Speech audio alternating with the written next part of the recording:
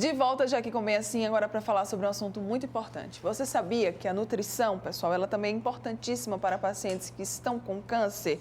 Pois é, alimentando-se corretamente, o paciente ele irá se sentir melhor e mais forte, além também de manter ou recuperar, né, o peso e também tolerar melhor os tratamentos. E a gente fala sobre esse assunto agora aqui no estúdio com a nutricionista Cíntia Lima, mais uma vez aqui com a gente. Bom dia, seja muito bem-vinda. Obrigada, eu Obrigada agradeço pela presença. Vamos começar então falando, nutrição e câncer, tem tudo a ver? Tem tudo a ver, né? Tudo. Eu brinco que eu sou até metida, porque eu acho que a relação ela começa desde a prevenção, Sim. né? Então, assim, a gente sabe que 35% dos fatores externos, então do estilo de vida da gente, tem relação com a alimentação. Então, de 100% dos fatores de risco, 35% estão sob responsabilidade da alimentação. Então, é algo que faz muita diferença. A gente fala muito sobre carga genética no câncer, mas a gente sabe que essa carga genética, ela precisa de gatilhos para que ela seja desenvolvida. Sim. E o estilo de vida está muito relacionado a isso. Então, quando a gente fala de nutrição e câncer, a gente tem que começar falando sobre a bandeira da prevenção, né? A gente passa, claro, pelos pacientes que estão diagnosticados. É muito importante o conhecimento de que a nutrição vai ajudar durante o processo do tratamento. Eu sempre brinco com os meus pacientes que eu faço como aqueles menininhos que ficam na estrada com aquelas pazinhas de terra. Sim. Né? Eu digo, olha, eu estou aqui para tapar os buraquinhos que vão abrindo e você passar de forma tranquila durante esse processo, para que você não vá caindo em pequenos buraquinhos e sentindo tanto impacto do tratamento. A gente sabe que, a depender do tratamento, ele traz algumas repercussões. Sim. E a nutrição vai auxiliando nesse processo. Tá. Então, começando pela prevenção, de que forma, né, que a nutrição ela pode ser uma ótima aliada na nossa vida, na nossa rotina, para que a gente possa prevenir o câncer? Isso. Existem alguns alimentos que estão popularmente conhecidos como pró-oncológicos, né? Eles alteram a expressão do DNA. A gente já está nesse avanço da ciência que a gente consegue identificar alguns alimentos com a capacidade de mutar o DNA. Sim. Então, dentre eles, a gente encontra as carnes embutidas, como salsicha, salame, mortadela, peito de peru, né? Eu também brinco que peito de peru é o peito de peru do Natal, que a gente assa no forno, tira e corta. Né? Esse é saudável, mas todas essas carnes embutidas, elas trazem uma repercussão por conter algumas substâncias. Para o câncer de mama, os estudos são bem robustos que o excesso de carne vermelha para mulheres, ele também é um preditivo do câncer de mama, do desenvolvimento do câncer de mama. Então, hoje a recomendação é que não ultrapasse 500 gramas de carne bovina por semana. E além dos estudos confirmarem isso, quando a gente chega no consultório que a gente vai fazer um inquérito do histórico de vida das mulheres que desenvolvem câncer de mama, é muito comum a gente encontrar aquelas que dizem não gosto de frango, não gosto de peixe, como muita carne vermelha. Então, os estudos falam isso na ciência e a gente confirma isso na prática. Né? Então, as carnes embutidas, as carnes vermelhas e os ultraprocessados, que são aqueles alimentos que estão prontos nas prateleiras, que a gente abre e come. Né? Ah, Cíntia, como é que eu sei que é um ultraprocessado?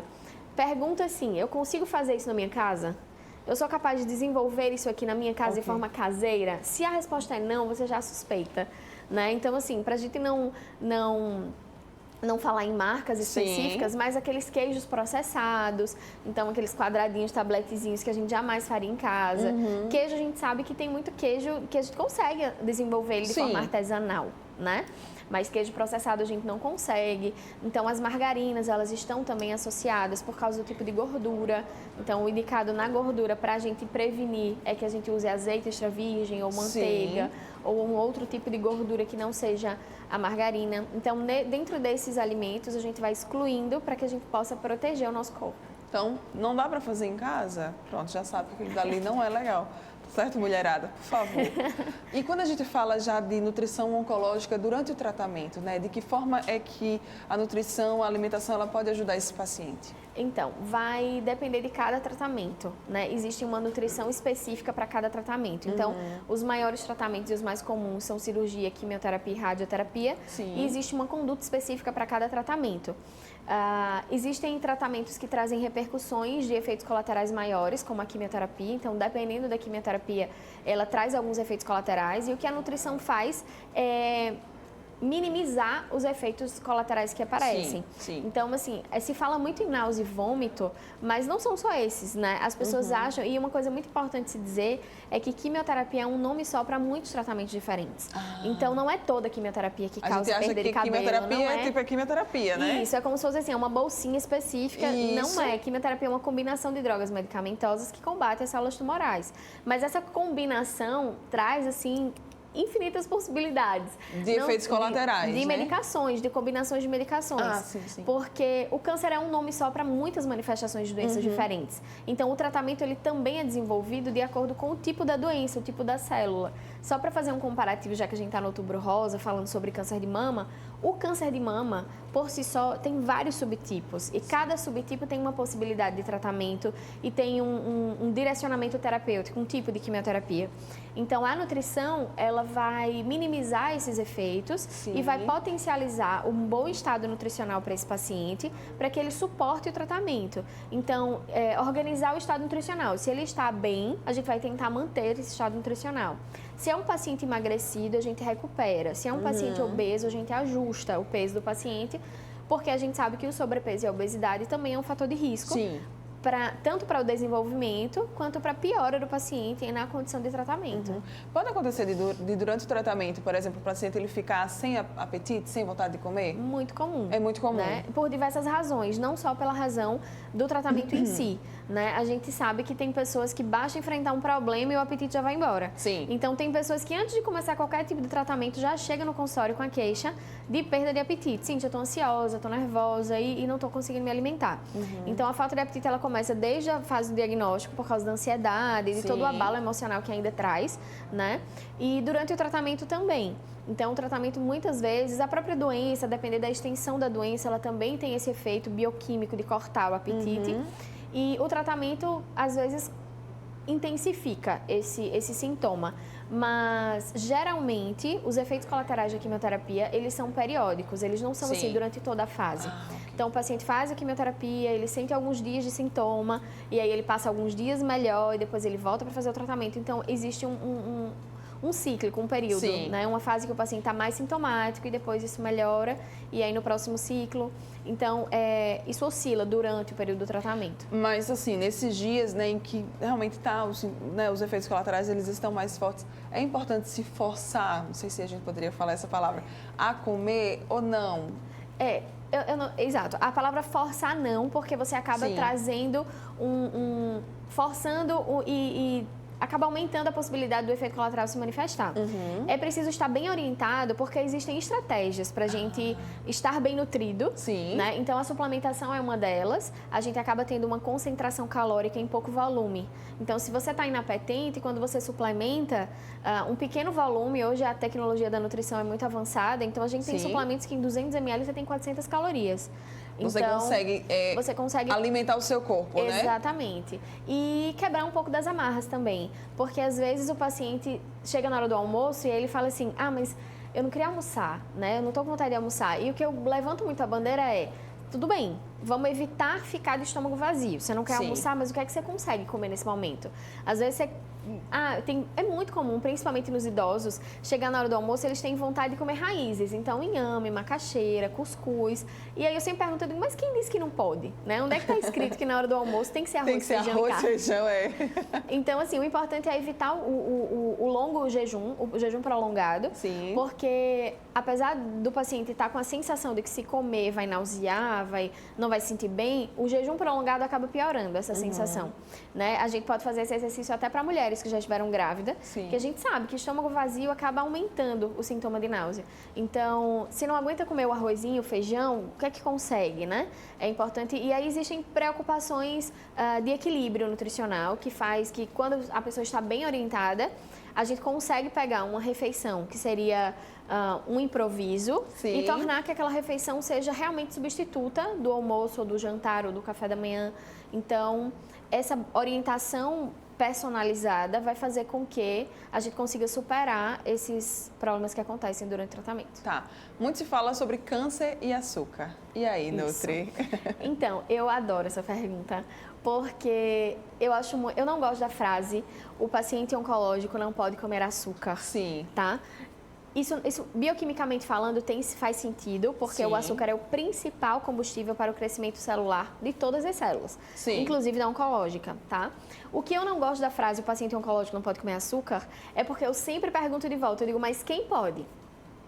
Né? Quem pode comer açúcar? Porque se a gente for visitar as categorias de ser humano vivo, ninguém pode. Meu filho de 2 anos e meio não pode, né? Um idoso não pode, um adulto jovem não pode. Quem pode comer açúcar? Né? Isso é uma pergunta. Então, assim, aí você vai dizer assim, Cíntia, mas não pode de forma nenhuma? Claro que sim, né? Antigamente, a gente usava a pirâmide alimentar como orientação de saúde pública. E a gordura e o açúcar estavam lá no topo. Né? Eles estavam no topo como consumo esporádico. Então, é diferente. Um pedaço de bolo, uma sobremesa, uma massa, que também está dentro da categoria de doce, no final de semana, numa condição esporádica. E outra coisa é aquele paciente falar, Cíntia, mas olha, é só uma colherzinha de chá no café da manhã, uma no almoço no suco e uma no jantar. Aí, se você pega 3 colherzinhas de chá e multiplica por 30 dias, dá 90 colherzinhas de chá de açúcar por mês. Então, assim, a gente não pode pensar, o corpo não faz um balanço por refeição. Foi só uma colher. Paramos por aqui, zerou o estoque, aí começa a próxima. É cumulativo. É legal você falar isso, porque tem muita gente que pensa assim, eu vou comer hoje, mas eu vou ali e vou queimar, já, né? Exatamente. Então, assim, a gente precisa fazer ter uma noção do cumulativo ao longo do tempo. Então, não tem problema comer uma sobremesa, comer um doce. Os estudos, eles são muito conclusivos que comer pouco, esporadicamente, e comer nada dá no mesmo. Então, não adianta aquele radicalismo. Cortei, não como mais nada, sou uma pessoa zero açúcar, não boto nada. Porque você está comendo carboidrato, né? Também não existe comprovação de que uma dieta sem carboidrato favoreça a redução do crescimento tumoral. Existem algumas fumacinhas que até algumas linhas que defendem isso, mas isso não é cientificamente comprovado, porque apesar de em ratos a redução da quantidade de carboidrato diminuir o crescimento tumoral, em seres humanos isso intensifica um processo de desnutrição. Então, quando você faz uma cetogênica, por exemplo, num paciente oncológico em tratamento, você acaba levando ele para um processo de caquexia. Isso foi comumente visto quando o Marcelo Rezende passou pelo diagnóstico. Né? Ele foi ludibriado, literalmente, a seguir esse tratamento e só desenvolveu uma celeridade no processo, uma desnutrição intensa, era notório a cada vídeo que ele fazia como mais emagrecido ele estava. Então, quando a gente passa o conhecimento da cetogênica e do baixo carboidrato do rato para o ser humano, a gente percebe que isso ainda compromete muito o estado nutricional e desfavorece, mesmo que seja a sobrevida do paciente. Então, a gente sabe que existem pacientes que a gente está lutando por aumentar a sobrevida, mas cada um mês que a gente consegue aumentar, é muito tempo para uma pessoa que quer conviver com o filho, que não quer se despedir de uma mãe. Então, se a gente está falando de um processo seja de cura, isso vai ajudar no processo de cura, ou seja de sobrevida, nos 2 casos, a gente vai colher benefícios dessa prática. Então, como a gente não tira o carboidrato, ficam os carboidratos complexos, protegidos pela fibra, você tem fornecimento de glicose, né? Só que um fornecimento de glicose lento. Essa glicose não causa um pico de glicemia, um pico de insulina. E aí, mas você tem.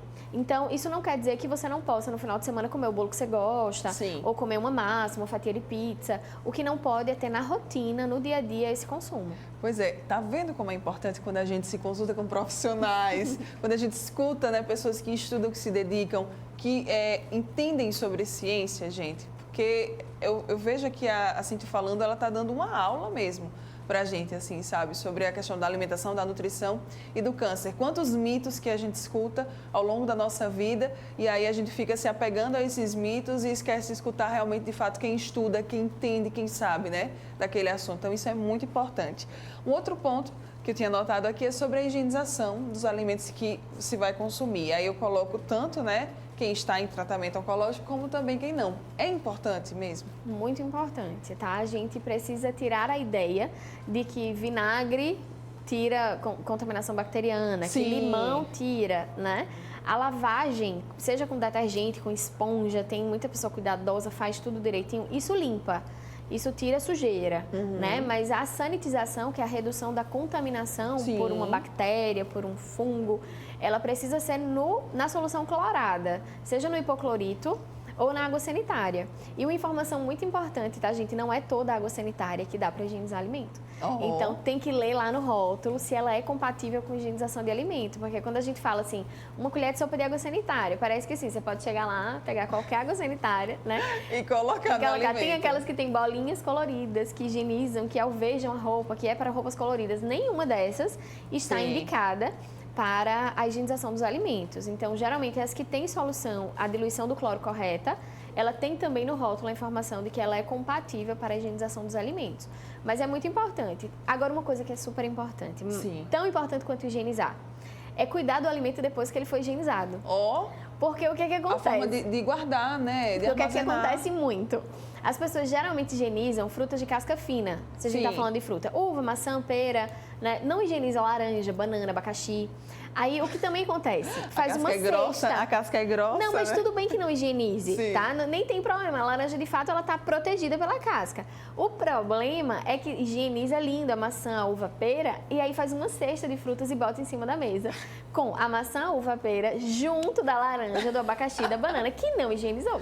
Contaminou de novo. Pelo amor de Deus. Então, por favor, higieniza, mas ou coloca num depósito fechado, ou num saquinho virgem, esses saquinhos de bobina, né? Porque se colocar numa cesta com as frutas que não higienizou, ou se botar na gaveta da geladeira que também não está higienizada, não adiantou de nada, tá vendo? Pelo amor de Deus. Então, perdeu tempo. Atenção a isso, tá? Vai higienizar, higieniza logo tudo de uma vez. E quando higienizar, já armazena tudo bonitinho ali, ó. Deixa elas ali quietinhas, tá? No canto dela. Pra gente fechar aqui esse nosso bate-papo, poderia passar mais tempo aqui, mas infelizmente não tenho. Quais então que são as dicas ou a mensagem que fica quando a gente fala de nutrição e câncer? Então, primeiro, a mais importante é a importância da prevenção, né? É muito importante as pessoas entenderem que as doenças, sejam o câncer ou qualquer outra, a hipertensão, a diabetes, ela não é simplesmente um fruto do acaso. E isso acontece muito. As pessoas, ai meu Deus, chegou um diagnóstico, ai meu Deus do céu, que fatalidade, né? Muitas vezes existem estilos de vida ou escolhas que a gente faz ao longo da vida que levam a gente a essa condição, né? Então, assim, a gente precisa ter esse entendimento de que esse raio pode cair na nossa casa, né? As pessoas acham que isso acontece com o outro, que isso não vai acontecer. E eu gosto de até generalizar para as outras doenças, porque não é só o câncer que traz essa preocupação em relação à nutrição, né? É a saúde, de uma forma geral, a manutenção de uma boa saúde, mas o câncer está no centro desse processo e tem crescido cada vez mais por essa falta de preocupação da população. Né? A vida está muito corrida, a gente opta por alimentos mais práticos, mais rápidos, e geralmente os mais práticos e mais rápidos estão com alimentos e substâncias antinutricionais que acabam prejudicando. Então, primeiro é entender que as doenças, elas não são, na maioria das vezes, fatalidade, um acaso. Né? A gente tem uma parcela de contribuição e de responsabilidade sobre esse processo. E para os pacientes que já desenvolveram, né, a gente sempre levanta a bandeira da importância do acompanhamento nutricional para que seja um tratamento leve. A gente está numa outra fase da oncologia. Então, não é mais aquela época que era um sofrimento eterno. Né? Eu fico muito feliz quando os meus pacientes chegam no consultório e dizem assim, acabou, Cíntia, já terminou, como foi rápido, como passou bem. E eu digo para eles, o objetivo da gente fazer esse acompanhamento é esse. É que vocês passem pelo tratamento sem sentir, com aquela impressão assim, mas por que eu estou vindo aqui tanto? Né? Eu não quero que eles tenham motivo para ir lá, eu quero que a gente vá resolvendo os problemas que vão aparecendo no seu início, cortando aquele mal pela raiz, para que aquilo não cresça e que não seja um paciente muito sintomático, né? Eu brinco para eles, eu gosto quando vocês vêm aqui e tem a impressão que não estão fazendo nada, porque é aquela pequena queixa, né? Assim, eu passei um dia sem ir ao banheiro, eu não quero que vire uma constipação de 10 dias, que vai aumentar a náusea, que o paciente vai ficar com esforço. Se ele me fala que o intestino dele passou 1, 2 dias sem funcionar, a gente já age e intervém. Então, o acompanhamento nutricional, ele é importante por isso, porque a gente acaba trazendo qualidade a esse tempo de tratamento, ajudando no processo e facilitando toda essa fase, que é uma fase, né? Ela passa para a maioria das pessoas. Então, a gente tem que ter essa ideia de que o câncer hoje, ele tem começo, meio e fim o tratamento. Ai, que coisa linda, né? É uma fase, gente. Se você está passando por isso, vai passar. Enfim, o importante é que a gente possa, né, confortar os outros e até mesmo sermos confortados de que vai passar, de que é uma fase, tá? Quem tiver mais dúvidas, quem quiser mais informações, como é que pode fazer? Então, tem o meu Instagram, né? Não é muito simples, porque meu nome é cheio de Y, né? Então, meu nome é Cíntia Nutri, né? Então, @Cíntia Nutri. É Y nos dois lugares, tá, gente? Tá. Y no início, Y no final. Ainda tem um TH no meio pra carimbar e pra coroar. Então, é Cíntia Nutri. Ou no WhatsApp para marcação de consulta, que é 829-9655-4449. Ok. Esse é para marcação ou para dúvida também. Eu estou sempre aberto, eu adoro ensinar e falar e conversar. Muito bom. Então, Cíntia com Y, tá? Tanto sim quanto tia, tá? Bota lá tudo Y e ainda um TH aí no meio. É para não ter dúvida, entendeu? Vai lá e você vai achar mais informações no Instagram. Obrigada. Eu que agradeço. Aqui. Maravilhoso, adorei esse papo. Parabéns. Obrigada, eu que agradeço. E é o seguinte, você que está aqui ligadinho com a gente não vai sair daí, porque para a gente fechar o programa de hoje, aí sim a gente vai falar muito mais sobre Outubro Rosa e também sobre a importância de ter um autocuidado, tá? Nesse tempo. Vamos lá, volto já já.